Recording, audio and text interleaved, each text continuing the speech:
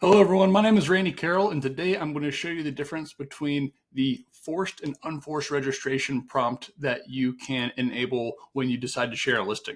So when you decide to share a listing with a client, you can do that from the Ruuster mobile app, the Ruuster desktop, or if you're a Follow Up Boss user, from the FUB application.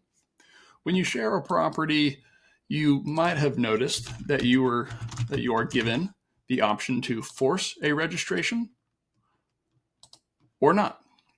The forced registration, by enabling this, actually asks your client to fill out their information before they're able to see the property information. This is kind of like the forced registration prompt that companies use when running pay-per-click ads once a client clicks into a property detail page.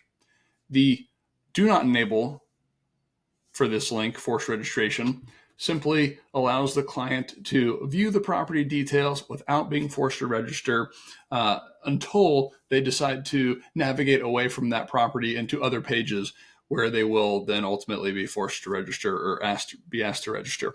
To show you what this looks like, if I click enable for forced registration, copy URL, this copies it to my clipboard.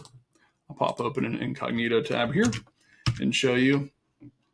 This is what it looks like. We're going to ask for your client's name, email, and phone number.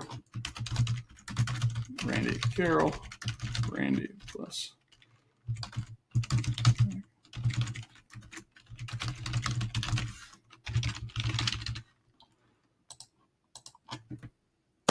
Once they fill that out, they're able to navigate the property detail page without any interruptions whatsoever.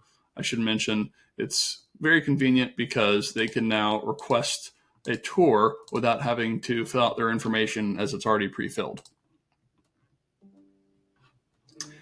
Now, on the other hand, if you decide to not enable forced registration,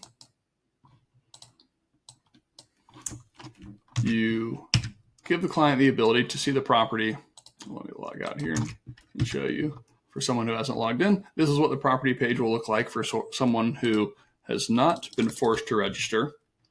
You'll notice if I try to favorite a property or try to book a tour, I will be required to fill out my information or register.